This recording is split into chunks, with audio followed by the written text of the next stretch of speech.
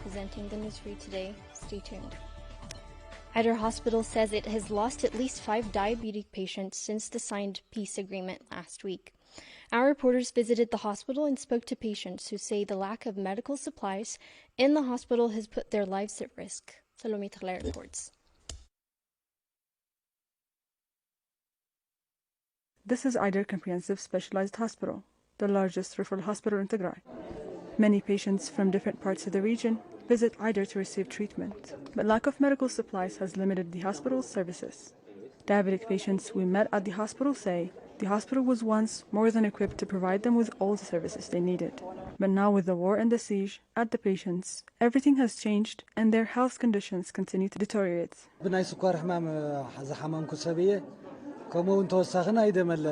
I am diabetic and I have hypertension as well, making me dependent on medication.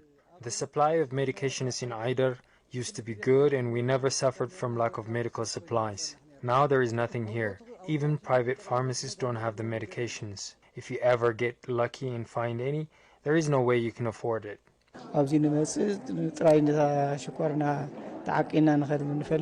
We are barely receiving treatments here. All they can ever do for us is measure our glucose level and give us consolations. Our pensions have been terminated and there is no way to earn money. I used to work as a security guard, but there is no salary.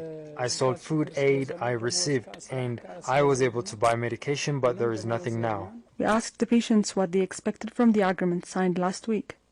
They say the delivery of humanitarian assistance should be a priority, so as the lives of many like them is saved.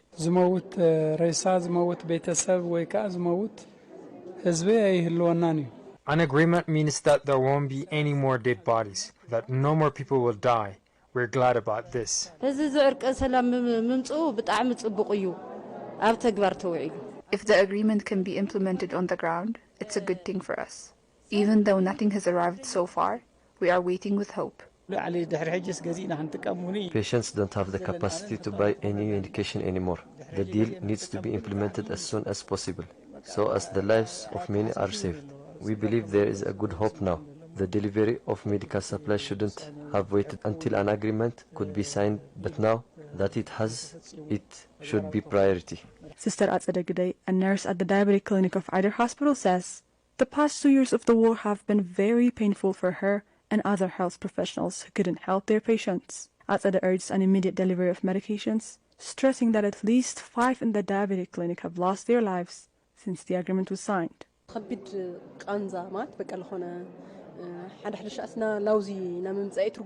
It's really painful.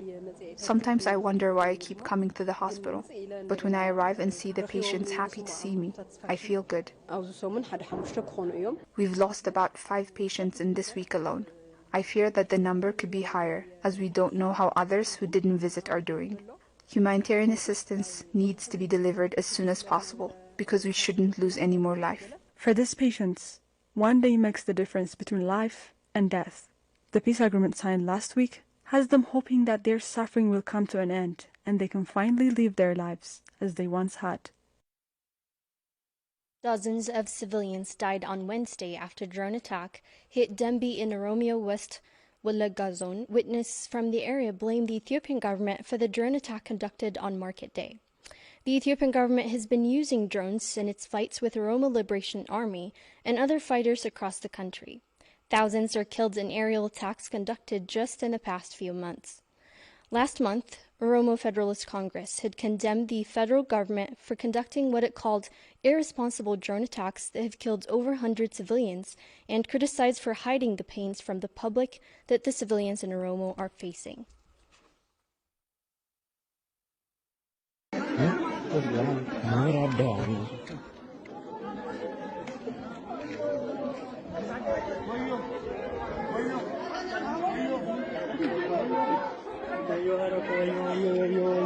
Jesus Christos viene.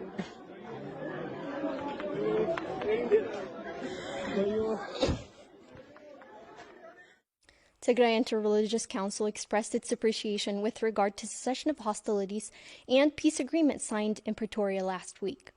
In their statement given out on Tuesday, the religious leaders called for immediate withdrawal of Eritrean forces from the occupied areas as their occupation hampered farmers in the region from harvesting and collecting their products. For a report by Solomon Berha, Sarun Tsagai reports. On its press release issued on Tuesday, the Tigray Inter-Religious Council applauded the agreement reached for the cessation of hostilities, denouncing the hateful speeches that dominated the country, which has been fueling the war in the first place. إنات بلعي زيتك هوتن معنوي هافتن مخانو كل بونا انتظر نيرو. Had it been clear for everyone that war is destructive and takes away the irreplaceable lives of human beings, the poisonous words that ignited the start of the war, which were being thrown by individuals, wouldn't have been spoken in the first place. Had the budget spent for the war and destruction been properly set to promote peace and development in the country, it could have taught us war is pointless. And now, we should take a lesson that every dispute that occurs due to political differences should be resolved by discussion and according to the law. The Council also stated its belief that peace and love are the most precious gifts that should be cherished and that this generation shouldn't stain the relationship of generations to come. ውስናት መራሕቲ ሃይማኖት ንዝኾንና ነገራት ካብ ምግዳድ ወፂና ልዕል ሁሉ ንሰላም ክንዝምር. Religious leaders should rather adhere to peace and love instead of adding fuel to provoke a stain that will last for generations to come, and should relentlessly strive for peace, as we, on our side, have been trying to do since the beginning of the war. Sadly, our repeated calls for peace had been given deaf ears, and we are deeply saddened that the lives of thousands of civilians have been lost and properties have been looted and destroyed. They also said that they were excited to hear the news about the peace agreement, while assuring that they were cordially support for its implementation. Deeply saddened by the deep impact of the siege that has continued to claim the lives of many, they called for urgent life-saving aids to be delivered as soon as possible. እቲ ተበጽሒ ዘሎ ስምዕነት ሰላም ነቲ በቢ መዓልቱ. This cessation of hostilities will not only save the lives of the combatants, but it will also save those suffering from deprivation of banking and other basic services for over 2 years now. We believe that this will ease the lives of millions across the region.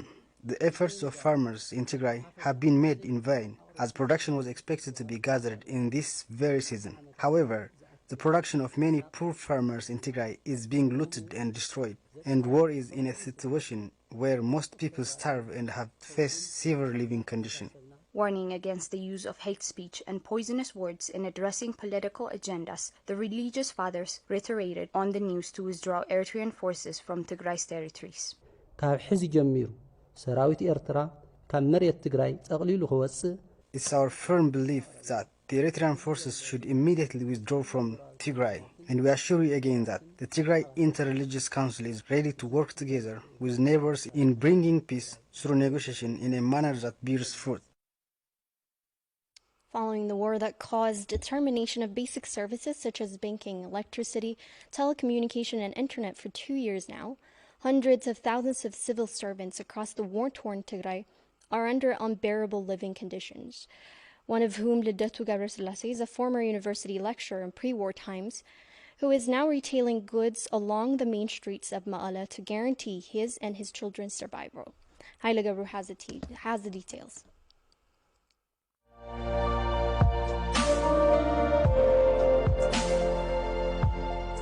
Lidatu Gabrselassie acquired his first and second degree from Harama University in the Harar region of Ethiopia in the field of animal nutrition.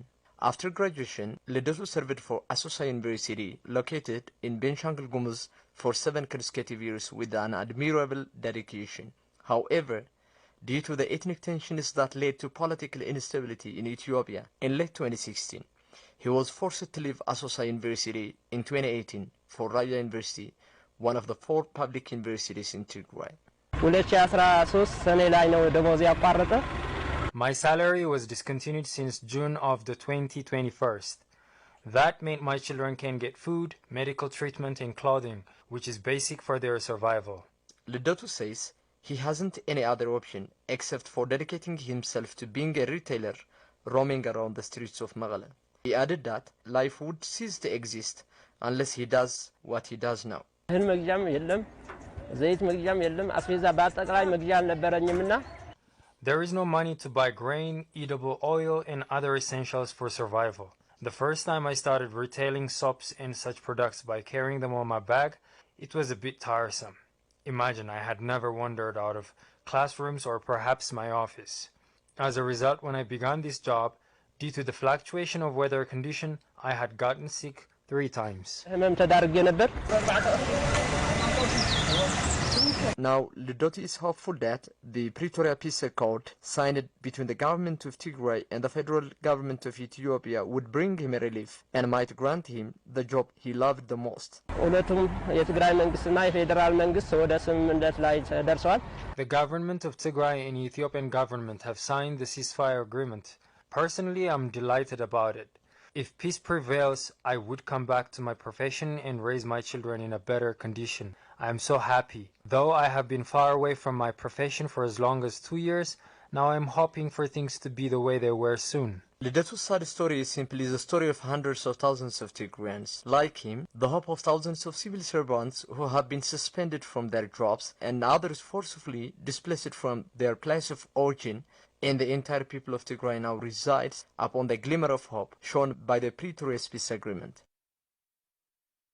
Ethiopia continues to battle one of the worst droughts in decades and a war that has crippled its economy. The International Monetary Fund says Ethiopia is seeking to access the fund's food shock window. It was reported that the IMF had rejected the request from the Ethiopian authorities if the war would continue. But days after the peace agreement was signed in Pretoria, the fund had said it welcomed the agreement and is weighing the next steps on the potential funding program. According to the World Food Program, the war on Tigray, including severe drought in different parts of the country, has left some 20 million people in need of food assistance.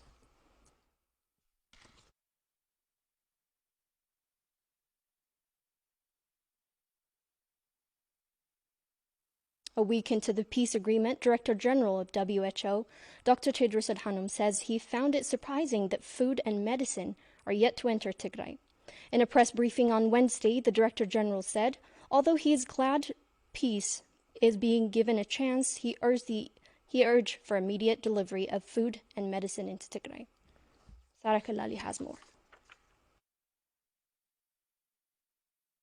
A week into the peace agreement, and humanitarian aid is yet to enter Tigray. In a press briefing on Wednesday, Director General of World Health Organization Dr. Tedros Adhanom taken aback by the response of humanitarian aid in Tigray, saying he believes delivery of food aid and medicine to civilians should not be a condition. What we believe is, even in the middle of fighting, civilians need food, need medicine. It cannot be a condition, especially after the ceasefire agreement. I was expecting that food and medicine would just flow immediately. That's not happening.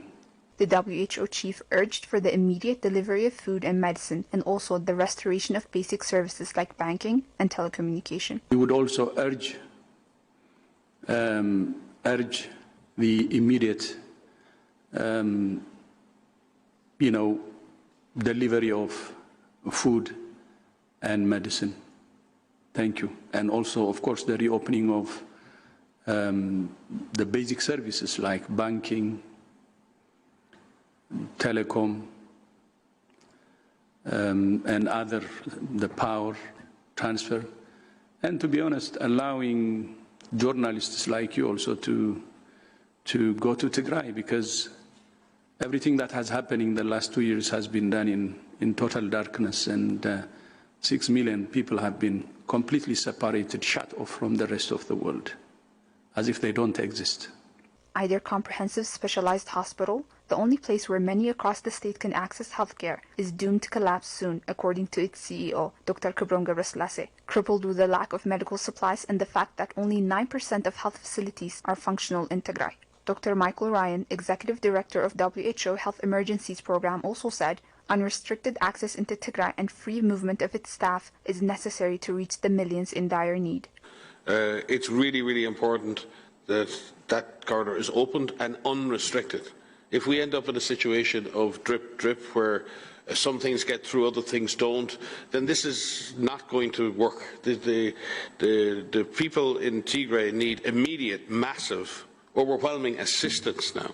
Not drip, drip assistance. They've been, as Dr. Tedros has said, more than a year, 15, 16 months, without any assistance, without any aid. Now it needs to be massive assistance in both food, in health, and not only that, massive assistance in goods and commodities, but also the free movement of staff and our ability to scale up our staffing levels in order to support that delivery of aid. So there has been, and just confirm what Dr. Tedros said, there has been no change in that status in the last week, and we still remain on standby to take advantage of any opportunity to provide life-saving assistance to the people there right now. So we need free movement of the goods, the services, and the people to help deliver that fuel, vehicles, and other things. And it must be and has to be an open corridor in which we don't end up with shutting down, shutting off, turning on, turning off, that drip feed. The people of Tigray right now do not need drip feed. They need massive, immediate assistance to save life. The parties in the agreement met up in Nairobi this week to discuss the implementation of the agreement, of which delivery of humanitarian aid and restoration of basic services are part of the talk. That was a report by Sarah Kalali.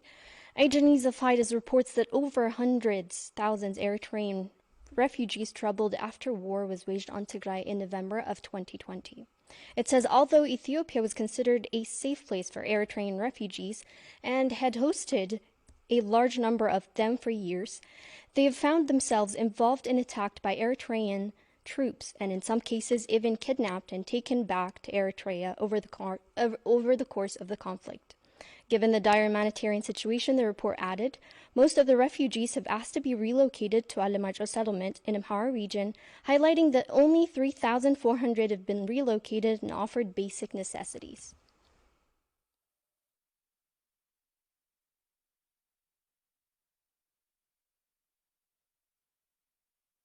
That wraps up our news for the hour. Thank you for tuning in.